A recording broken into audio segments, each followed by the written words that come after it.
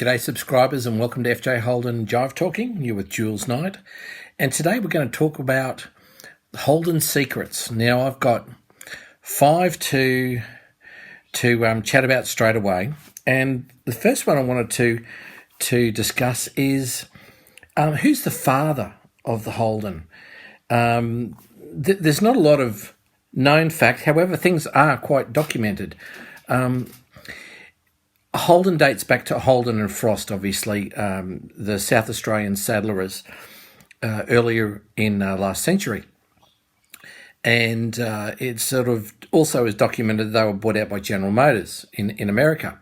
But what isn't necessarily very well known or appreciated is how we got to the 48215 to the FJ Holden, and that is really the crux of what I wanted to talk about.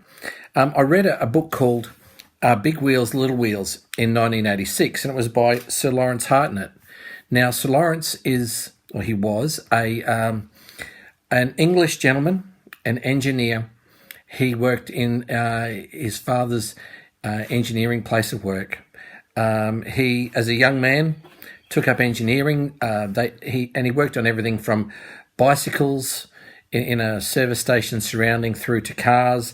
He would buy and fix up cars and sell them and things like that. And he became quite handy. He took on some loans. Didn't quite work out, £200 and then £600.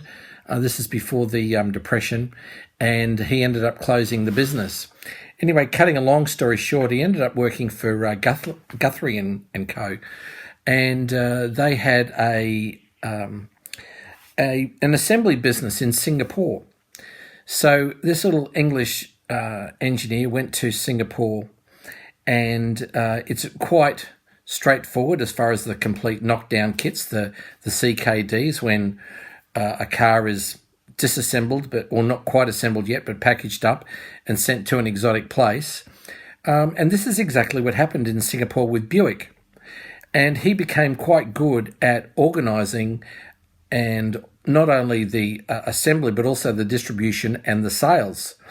And he was quite a bit of a canny bloke too, because he got into a few things there of broadcasting and also some currency trading and a few things like that. So he was a very smart guy. But anyway, long story short, he was very well noticed by the company. And it wasn't too long until such time as they headhunted him directly to General Motors, away from Guthrie and Co. And they sent him via America, where you get indoctrinated at head office. And it was a case of he ended up in Madras in India. He was working on their operations there, and also then he was sent back home to England to Vauxhall. And Vauxhall, things were pretty toxic. He didn't like the dishevelled nature of the relationships in the assembly and the production. Also the distribution and the network there, for instance. And so he wasn't having a good time there at all. And so long story short, he was successful in turning things around, and he became a bit of a troubleshooter. So he ended up being sent to Australia because at the time GMA, General Motors Australia, not General Motors Holden, was nearly bankrupt. And so what happened was Sir Lawrence, and he was a little English guy, and I've got a couple of pictures here. I'll show you. Now this is Sir Lawrence as a young man, and I'll just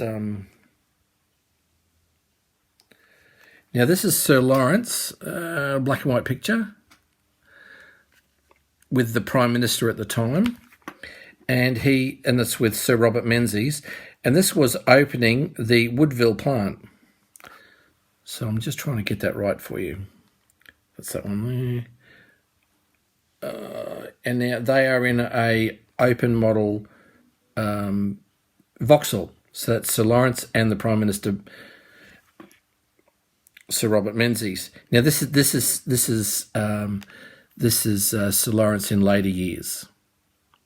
Okay, so nice English gentleman. He really turned the Australian operations around. And he became quite a bit of an Aussie. He and his wife and their daughters loved Australia, and they loved being here.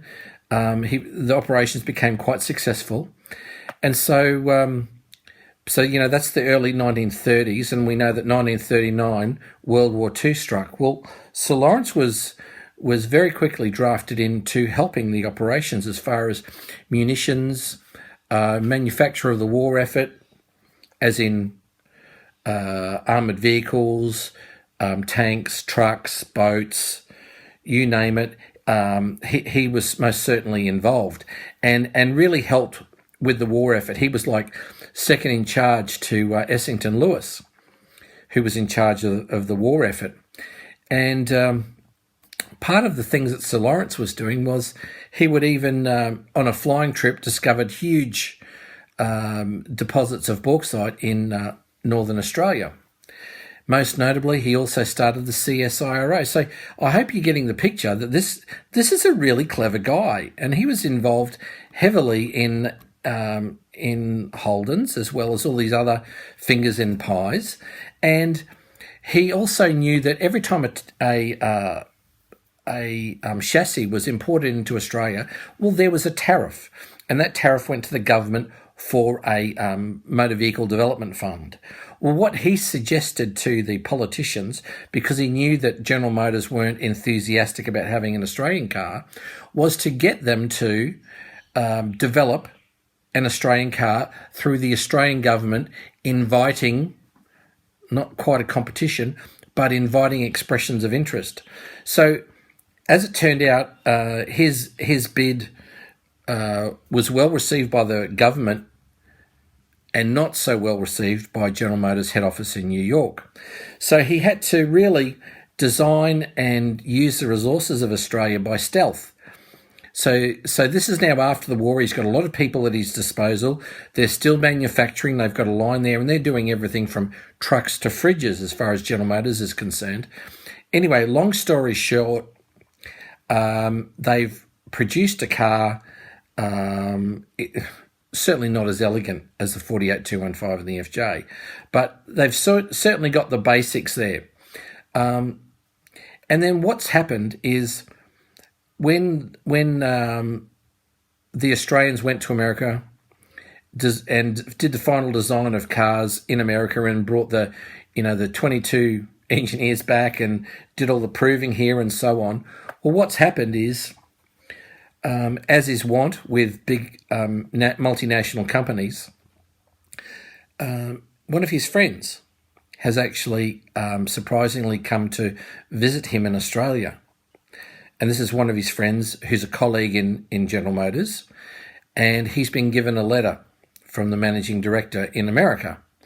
And to cut a long story short, and I know he talks about it in his book, Big Wheels, Little Wheels, this was a letter relieving him of his managing director duties of General Motors Australia and recalling him to New York and Detroit for re-indoctrination back within the company. Well, Sir Lawrence was having none of it. He wanted to be an Aussie. He wanted to stay in Australia. He wanted to develop this car. However, his masters had a different idea. And so the long story made short is that Sir Lawrence and General Motors parted company. Now, what happened then was ultimately the 48215 was introduced and the FJ and FE and FC and so on. However, Sir Lawrence was not invited to any of that. I would suggest there was a lot of bad blood between the two at the time. And so it was a case for him of getting on and doing other things. He designed his own little car. He also started the importation and the assembly of Datsun and Nissan into Australia in the early 60s. And he also did a lot of consulting at the time. But one of his consulting duties was to the New South Wales Ambulance. Now, a lot of people will recall looking at ambulances, they have a black bonnet. Well, the reason for the black bonnet is Sir Lawrence didn't like the fact that he was trying to tell the ambulance drivers what they need to do or how they need to redesign ambulances and so on. He actually wanted to go with them and do some shifts. And one of the shifts was sitting in the front of the car and in the afternoon sun, the western sun beating down onto the onto the bonnet of the car and being reflected into the driver's eyes. So in this case, Sir Lawrence said, well, if we had a black bonnet on your car that was painted matte or a semi-gloss finish, that wouldn't happen. And that is the reason that there are black bonnets on ambulances. Now, the other thing that I wanted to share with you is who was the first customer? Now, the first customer of a 48215 is Essington Lewis. He was the managing director of BHP. Now, there's his 48215 sedan right there, which is now in the National Motor Museum. Now, he and Sir Lawrence Hartnett were heavily involved in the war effort, as I just mentioned. And Essington Lewis was hugely responsible for the amount of steel that was made available to Holdens so they could get their initial cars produced and so on. So it was quite a successful opening for Holden. And as a gesture of goodwill, General Motors Holden, as it was then, actually offered him one of the first cars for free as a token of appreciation for assisting the company get their cars assembled. But to his credit, he said, no, I'm happy to receive a car, however I will pay for it. And so the night before the Holden was released and the Prime Minister said, she's a beauty, this Holden, so we're talking about the night before, this Holden was sitting in Essington Lewis's driveway, and most probably put in his garage, but I certainly know it was in his driveway.